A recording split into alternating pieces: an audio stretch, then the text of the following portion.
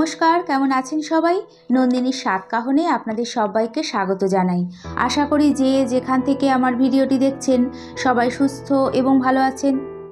এই তো ভোর 6টায় ঘুম থেকে উঠে বাসি ঘর ঝাড় দিয়ে জামা কাপড় চেঞ্জ করে নিয়েছি। মুখটা ক্লিন করে একটা ভালো ময়শ্চারাইজার মেখে হাতের এক্সারসাইজ করে রেগুলারের মতো ঘরের কাজ শুরু করব। আমি সেটাফিলের ময়শ্চারাইজার ইউজ করি। এটা খুব লাইট ওয়েট, একদমই চিপচিপে হয় না, বেশি করে ইউজ করলেও অ্যাবজর্ব হয়ে যায়। সেটাফিল ফেস ওয়াশ দিয়ে মুখটা ক্লিন করে সেটাফিল ময়শ্চারাইজার ইউজ করি। গরমকালের থেকেও আমাদের শীতকালে স্কিনের যত্ন, শরীরের যত্ন না একটু বেশিই করতে হয়, তাই না? এখন আগে রান্নাঘরের কাউন্টার টপ, গ্যাস ওভেন ভালো করে একটু পরিষ্কার করে নেব। দেখতেই পাচ্ছেন যে রাতে রান্নাঘর পুরো পরিষ্কার করে শুতে গেছি, তাও সকালে উঠে একটু হালকা হাতে পরিষ্কার না করলে মনটা খুব খুঁতখুত করে। যতই ভালোভাবে পরিষ্কার করি না কেন পোকামাকড়, বিশেষ করে আরশোলা হেঁটে যেতেই পারে, তাই যতটা পারি পরিষ্কার করে রাখার চেষ্টা করি। এই তো এখন ব্রেকফাস্টের জন্য 2টো ডিম বসিয়ে দিলাম আর দুধের প্যাকেটটাও কেটে রাখলাম। একটু নর্মাল টেম্পারেচার হলে গরম করে নেব। গরম করার আগে যদি সোনা ঘুম থেকে উঠে পড়ে তাহলে এখান থেকেই 1 কাপ নিয়ে আগে ওকে কফিটা করে দেব। আজকে ভাবছি সকাল সকালই আমাদের বেডরুমটা ডিপ ক্লিন করে নেব। একদিন আগেই ঘর মোছার মপ দিয়ে খুব সুন্দরভাবেই মেয়ের ঘরের ওয়াল, ডাইনিংয়ের ওয়ালগুলো খুব সুন্দরভাবে ক্লিন করেছি। আজকে সেই একইভাবে আমাদের বেডরুমটাও ক্লিন করে নেব। এখন না আর আগেকার মতো, আমাদের মা ঠাকুমারদের দেখতাম বছরে 3-4 বার, বিশেষ করে পুজোর আগে, পয়লা বৈশাখের আগে সারাদিন ধরে এক এক করে রান্নাঘরের যাবতীয় জিনিস পরিষ্কার করত। ঘরে যা যা আছে সব কিছু। এমনও দেখেছি যে সার্ফ দিয়ে, ঝাঁটা দিয়ে মেঝেগুলো ধোয়াতো। পুজো, পয়লা বৈশাখের আগে কয়েকটা দিন তাদের প্রচণ্ড খাটুনি হতো। তবে এখন আর এই রকম সারাদিন ধরে নাওয়া খাওয়া ভুলে বাড়িঘর পরিষ্কার করতে হয় না, কারণ এখন প্রায় রেগুলার বা সপ্তাহে বা 15 দিন পর পর সব কিছু পরিষ্কার করে নিই। এখন অবশ্য আমাদের তাদের থেকে কাজও কম, তাই হয়তো সম্ভব হয়। আমার তো মনে হয় আমাদের থেকে তাদের পরিশ্রমও অনেক গুণ বেশি ছিল। বেশিরভাগ ফ্যামিলিতেই দেখা যেত যে জয়েন্ট ফ্যামিলি আছে, তাদের চাষবাস ছিল, প্রচুর কাজবাজ ছিল তাদের। রান্নাঘরে ব্যবহার করার জন্য অত্যাধুনিক জিনিসপত্র ছিল না। যাই হোক, রান্নাঘরের সব ওয়ালগুলোর সাথে 2টো ফার্নিচারের মাঝের পোর্শনটাও ভালোভাবে পরিষ্কার করে নিয়েছি। এই সব জায়গা তো রোজ পরিষ্কার করা হয় না, তাই যেদিন পরিষ্কার করি একটু হাতে সময় নিয়ে পরিষ্কার করার চেষ্টা করি। এই ওয়ার্ড্রপের ওপর যে 2টো প্ল্যান্ট আছে সেই টবের নিচে না 2টো ছিদ্র মতো আছে, এই জন্য জল দিলে অনেক সময় একটু জল পড়ে যায়, তাই 2টো প্লেট দিয়ে দিলাম। তাহলে এখানে রেখেই জল দিতে আর কোনো অসুবিধে হবে না। গত 2 দিন আগের ভিডিওতে মুনমুন বিশ্বাস আমাকে ওয়ার্ড্রপের ওপর রাখা ওই হালকা সবুজ রঙের পাতা আছে সেই গাছটার নাম জিজ্ঞাসা করেছিল। আমি নামটা বলেও দিয়েছি। সত্যি কথা বলতে আমি ওই গাছটার নাম জানতাম না। আমার মেয়ের থেকে জানার পর আমি নামটা বলেছিলাম। গাছটার নাম হচ্ছে ফিলোডেনড্রন। আমরা সবাই সব কিছু জানি না, আর একটা মানুষের পক্ষে সব কিছু জানা সম্ভব না। আমি তো যখনই কিছু জানতে চাই বা শিখতে চাই সবার আগে আমার মেয়েকে জিজ্ঞাসা করি। আমাদের ছেলেমেয়েরা দেখবেন যখন বড় হয়ে যায় তারা অত্যাধুনিক সমস্ত কিছুই জানে, তাই আমার তো মনে হয় তাদের থেকে জানতে শিখতে কোনো লজ্জা বা দ্বিধা রাখাই উচিত না। নির্দ্বিধায় ওদের থেকেই আমরা সব থেকে ভালোভাবে সব কিছু জানতে পারবো বা শিখতে পারবো। যাই হোক, মেয়ের ঘরটা ক্লিন করে এখন আগে তেলের কন্টেনার 2টো মেজে ধুয়ে নিচ্ছি। এই তেলের কন্টেনার 2টো অনলাইন থেকে কিনেছি। সত্যি খুব ভালো, এতটা শক্ত পোক্ত, আবার যেহেতু তেলের কন্টেনার হিসেবে ব্যবহার করা হয়, এতে যাতে কোনো স্লিপ করে পড়ে না যায় তার জন্য ধরার জন্য 2টো হ্যান্ডেল মতো রয়েছে। আর কন্টেনারটা আটকানোর বা ঢাকনার মতো সেটাতে একটা রাবার দেওয়া আছে। তেল ঢালার সময় কোনোভাবেই তেল চুইয়ে পড়বে না। এটার স্টিলের কোয়ালিটিও খুব ভালো। অনেক কিছু হয় না যে অনেক দিন পর ইউজ করার পর জং পড়ে যায়, এটাই সেরকম কিছুই হয় না। অনেক দিন ধরে দেখে শুনে তারপর কিনেছিলাম। বেশ কয়েক মাস হলো এটা কিনেছি। এই কন্টেনার দুটো একসাথে তেল শেষ হয়ে গেছিলো, তাই ভাবলাম যে তাড়াতাড়ি মেজে ধুয়ে দিই, তারপরে শুকিয়ে গেলে তেলের প্যাকেটগুলো রিফিল করে নিতে পারবো। আবার রান্নাও করতে হবে। আর আজকে লাউ পাতা দিয়ে লোটে মাছের একটা দারুণ রেসিপি করব। সোনাকে কফি, কলা, ডিম সিদ্ধ দিয়ে এখন ঘরগুলো সব ঝাড়মোছ করে নেব। আমি আবার ঘরগুলো সব গুছিয়ে নিয়ে ঝাড়মোছ করে পরিষ্কার পরিপাটি করে তারপরে রান্নার দিকে যাই। এতে আমার বেশ সুবিধা হয়। কোনো রকম হেল্পিং হ্যান্ড ছাড়া এক হাতেই সব কিছু করি তো, তাই একদিক কমপ্লিট করে তারপর অন্যদিকে যাওয়ার চেষ্টা করি। এর জন্য একটু ভোরবেলায় ঘুম থেকে উঠতে হয়, যাতে সব কিছু ভালোভাবে ম্যানেজ করতে পারি। ঘরগুলো সব পরিষ্কার করতে করতে কিছু কমেন্টস পড়ে নিচ্ছি। কাকলি বিশ্বাস লিখেছেন, হালিশহরে আমার জন্ম। অনেক ধন্যবাদ তোমাকে কমেন্টস করার জন্য। আর তুমি লিখেছো তোমার জন্ম হালিশহরে। কি বলতো, আমরা সবাই আমাদের যেই জায়গায় জন্ম বা ছোটোবেলায় কাটানো, বেড়ে ওঠা, ছোটোবেলার স্কুলের দিনগুলো কেটেছে, সেই জায়গার নাম শুনলে বা যদি শুনি যে কেউ সেই জায়গায় থাকে, তাহলে না একটা আলাদাই ভালো লাগা কাজ করে। মনের ভিতর যে একটা অন্যরকম ফিলিংস হয়, সেটা না কাউকে বলে বোঝানো যায় না। যাই হোক, ভালো থেকো, সুস্থ থেকো।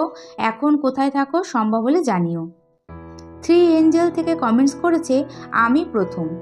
থ্যাংক ইউ সবার প্রথম কমেন্টস করার জন্য। ফোনটা না তখন আমার হাতেই ছিল, আমিও দেখলাম যে তুমিই প্রথম কমেন্টস করেছো। ভালো থেকো, সুস্থ থেকো। সুস্মিতা কমেন্টস করেছে, আমারও জানো তো শাড়ি চুড়িদারের থেকে বেড কভারের শখ প্রচুর। হ্যাঁ গো, আমি দেখেছি যারা সংসারটাকে প্রচণ্ড ভালোবাসে, সংসারকে সাজাতে গোছাতে পছন্দ করে, তাদের এই ঘরের জিনিসপত্র কেনার শখটা বেশি থাকে। নিজেদের থেকেও সংসারটাকে সাজাতে গোছাতে তারা বেশি ভালোবাসে। পারমিতা মান্ডি লিখেছে, খুব ভালো লাগলো, থ্যাংক ইউ, ভালো থাকবেন। নন্দিতা দেবধর লিখেছে, তোমার ভাসুরের মেয়েটা খুব সুন্দর আর মিষ্টি। হ্যাঁ গো, ও খুব মিষ্টি। আর যে কোনো বাচ্চারাই এই বয়সে এতটা ইনোসেন্ট হয় যে ভালো না বেসে থাকা যায় না। আর ও তো পুরো কাকার জন্য পাগল, সারাদিন খালি কাকা কাকা করে যায়। যাই হোক, তুমি কেমন আছো আর তোমার গোপুসোনা কেমন আছে এই শীতে জানিও। ঘরের কাজকর্ম সব কমপ্লিট করে এই তো রান্নাঘরে এখন আগে তেলের কন্টেনারগুলো ভালো করে শুকনো কাপড় দিয়ে মুছে একটার মধ্যে সর্ষের তেল আর একটার মধ্যে রিফাইন্ড তেল ঢেলে রাখবো। এই কন্টেনার দুটোতে একেবারে কানায় কানায় যদি তেল ভর্তি করি তাহলে 1 লিটার হয়ে যায়, কিন্তু আমি না একটু ফাঁকা রাখি। এদিকে পিঙ্কি ব্লগস থেকে লিখেছে, খুব সুন্দর লাগলো, থ্যাংক ইউ, ভালো থেকো, সুস্থ থেকো, এভাবেই পাশে থেকো। এছাড়াও কমেন্টস করেছে পরিমল সরকার আইডি থেকে কাকিমা, মনিকা, মিনারা সোনার সংসার, দেবদত্ত গাঙ্গুলি, দেবী মণ্ডল, মধু স্টোরি, স্মাইল উইথ মন। সবাইকে জানাই অনেক অনেক ধন্যবাদ। আর এদিকে লোটে মাছ রান্না করব, তার জন্য আগে কড়াইতে সর্ষের তেল গরম করে বেশ কিছুটা রসুন, শুকনো লঙ্কা হালকা করে আগে ভেজে নেব। রসুনটা আগে দিলাম, এতে ফ্লেভারটা খুব সুন্দর হবে। তারপর বেশ অনেকটা পেঁয়াজ, কাঁচা লঙ্কা, বড় 1 চামচ গোটা ধনে, 1 চামচ গোটা জিরে ভালো করে নাড়াচাড়া করব। আর দেব 1 চামচ আদা পেস্ট। এটাকে দিয়ে পুরো ভালো করে ভাজা ভাজা করে রেখে দেব যতক্ষণ না ঠান্ডা হয়। ওদিকে ভাজা মশলাটা ঠান্ডা হবে। আর এখন 2টো ডিম দিয়ে পাউরুটি দিয়ে টোস্ট করে নেব। মেয়ে আজকে এটাই টিফিনে নিয়ে যাবে। স্লাইস ব্রেডের থেকেও না এই ব্রেড দিয়ে ডিম টোস্ট খেতে বেশি ভালো লাগে। জানি খাওয়াটা খুব একটা স্বাস্থ্যের পক্ষে ভালো না, কিন্তু খেতে এটা দারুণ লাগে। এগুলো এখন টোস্ট করে পিস পিস করে কেটে দেব। সোনার কলেজে যাওয়ার টাইম হয়ে গেছে। আমি একটু ব্যস্ত থাকার জন্য ওকে বললাম ঘি আলু সিদ্ধ দিয়ে অল্প কটা ভাত খেয়ে নে। আমাকে তাড়াহুড়ো করতে দেখে এই টাইমে দেখলাম একাই খেতে রাজি হলো। সাধারণত এই টাইমে ভাত খুব একটা খায় না, আর খেলেও জোর করে আমাকেই খাইয়ে দিতে হয়।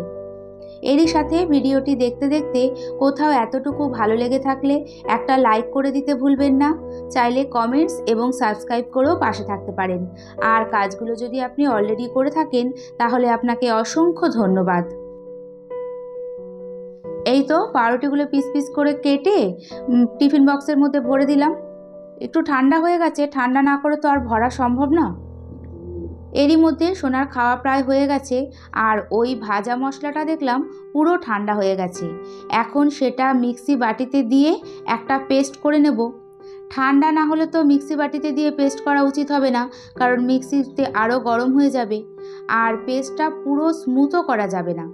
মিক্সিটা অন করার সময় বারবার থেমে থেমে পেস্ট করে নিয়েছি।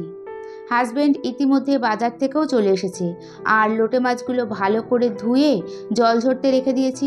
লোটে মাছ দিয়ে এমনিতেই প্রচুর জল বেরোয়। লোটে মাছগুলো এখন বেশ অনেকটা সময় ম্যারিনেট করে রাখবো। এর জন্য ওই পেস্টের মধ্যে পরিমাণ মতো নুন, হলুদ, কাশ্মীরি লঙ্কার গুঁড়ো আর বেশ কিছুটা সর্ষের তেল দিয়ে মশলাটাকে তৈরি করে নেব। তারপর লোটে মাছ দিয়ে প্রায় 30 মিনিট ম্যারিনেট করে রাখবো। যারা আজকে যেভাবে দেখাবো সেইভাবে লোটে মাছ খাননি, তারা একবার করে খেয়ে দেখবেন, দারুণ টেস্টি লাগে। এই তো মাছটাকে ম্যারিনেট করে ঢেকে বেশ কিছুক্ষণ রেখে দেব। আর এখন এই যে গতকালের 2 রকম তরকারি ছিল, সেটা দিয়ে আমি আর হাজব্যান্ড খেয়ে নিচ্ছি। আর হাজব্যান্ডকে করে দিয়েছিলাম ডিমের অমলেট। আমি সাধারণত এই টাইমে কিছু খাই না। গতকালের একটা রুটি ছিল, সেটাই খেয়ে নিলাম। জানি বাসি রুটি খাওয়াটা উচিত না, গ্যাস অম্বল হয়, কিন্তু কি করব, যে কোনো জিনিস এত কষ্ট করে হাজব্যান্ড ইনকাম করে আনে, সেটা ফেলে দিতে পারি না। যতই হাজব্যান্ডটা ইনকাম করুক না কেন, দেখবেন যে ঘরের সমস্ত কিছু কিন্তু আমরাই বুঝে শুনে বুদ্ধি করে সংসারটাকে চালাই। এই তো অনেকটাই লাউ শাক বা লাউ পাতা যেটাই বলেন এনেছে, তার মধ্যে থেকে আমার যেগুলো প্রয়োজন সেগুলো কেটে কেটে নিলাম। আর পাতাগুলো বেশ বড় বড়। এখন এই লাউ পাতাগুলো ভালো করে কয়েকবার ধুয়ে জল ঝরিয়ে কড়াইয়ের মধ্যে 3-4টে লাউ পাতা পেতে তার ওপর ওই ম্যারিনেট করা লোটে মাছগুলো দিয়ে দেব। তারপর আবার কয়েকটা লাউ পাতা দিয়ে ঢাকা দিয়ে রান্নাটা করে নেব। গ্যাসের ফ্লেম কমই থাকবে, মাঝে মাঝে একটু বাড়িয়ে দিতে হবে। এই রান্নাটায় যত বড় লাউ পাতা হবে তত ভালো হয়। বেশ অনেকক্ষণ পর ঢাকনাটা খুলেও একটু দেখে নিলাম। কোনো রকম নাড়াচাড়া করা যাবে না। কালারটা যেমন দেখতে ভালো হয়েছিল, খেতেও না দুর্দান্ত হয়েছিল। আর করেছিলাম মেয়ের জন্য অল্প একটু চিকেন স্টু। এই যে এবার লোটে মাছের ফাইনাল লুকটা দেখিয়ে দিলাম, দেখুন কি দারুণ হয়েছে। এরই সাথে আবারও দেখা হবে এই আশা নিয়ে আজকে ভিডিওটি এখানেই শেষ করছি। এতক্ষণ আমার সাথে থাকার জন্য অনেক ধন্যবাদ।